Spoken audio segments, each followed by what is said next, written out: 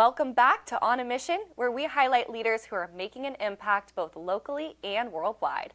I'm Morgan Young, and today I'm joined by Phyllis Wilson with Military Women's Memorial. Phyllis, thank you so much for joining us. Oh, it's my pleasure. Thank you for having me.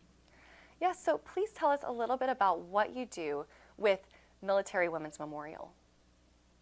Well, the Military Women's Memorial is a place that I didn't know about in the 37 years that I served, most of it anyway, even though it had been opened to the public and located at the entrance to Arlington National Cemetery.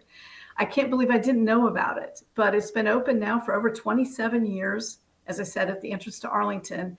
And our job with the Education Center inside of the memorial is to honor and tell the stories of the more than 3 million women that have defended this country all the way back to the Revolutionary War. And it's such meaningful work that you do because the women and men from our military often do not get the support and the memorialization that they deserve. So thank you for what you're doing. Yeah, absolutely. There are so many incredible stories that, as I said, I've been there for a little over 5 years now as the president. And I can't believe all of these stories that I never once knew about, even, whispered in a back corner somewhere amongst women in the military. Certainly not in the shining a bright light on what they have done and are doing now. So I'm a lifelong student. I love going to university. I love reading voraciously.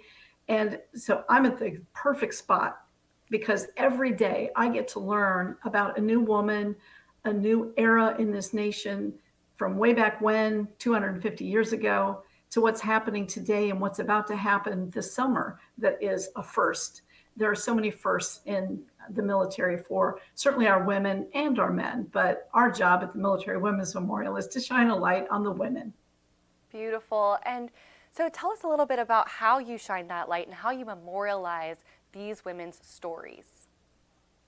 Yeah, and while it is a memorial, it's a living memorial. We get to tell the stories of women, even like myself. My story is in the database. Incredible women that are just starting their military career. They can create their online account, they own it for life, so they get to update it every time they have a new official photo with a new rank, they have a new award, a new memorable experience. Maybe they've been assigned someplace overseas that they want to add that into their story card. It's like a big baseball card. And our goal in 2025 is to have 25,000 new women's stories added to the more than 320,000 we already have. So our call to action is really to have all of these women, one, to know about their national memorial, a living memorial, and then to help to tell their own stories or someone that they knew, maybe their grandmother, a great aunt, and even someone that's serving today, your wife, yourself, your sister, your aunt, your daughter. We want all of those stories in there now and then continue to grow them every year. Go back in, relook it, and read some of the incredible stories that we already have in there. Once you have an account, you can go in to find a servicewoman. You can find people like Julia Child, who served in World War II as the OSS, the precursor to the CIA. Beautiful and so amazing. I'm excited to go on there and read some of the stories myself. Are there any stories that have really stuck out to you that will, soften the hearts of our viewers today? There's so many great ones. I mean, if I need a good cry, I get a cup of tea, a box of tissues, and I go into what we call our book room, where we have, when women in the 1980s and 90s mailed in forms and handwritten papers of what they remembered of their service. And there's incredible stories, but two units of women that are really quite telling. And again, in all the years, nearly 4 decades that I was in the Army, I never heard of these Army women. And the first one, some of you may now know about them, it's called the 6888.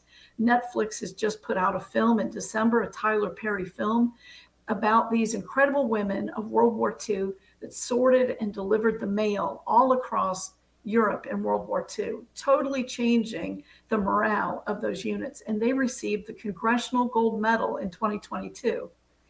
Those stories of each of these individual 855 women are in our database, but collectively, as a unit, they received the Congressional Gold Medal. And just last week, well, 2 weeks ago now, the Military Women's Memorial worked hard to ensure that they received, that the Hello Girls of World War I also received the Congressional Gold Medal. These were 223 women in 1918. Before they could vote, they went over to France and served this country. And then were told at the end of the war, you weren't veterans, you were not in the army. But they fought like mad women because they were mad. And in 1977, President Jimmy Carter did sign into law recognizing them as veterans. So these are incredible stories that it's like, how did we not know?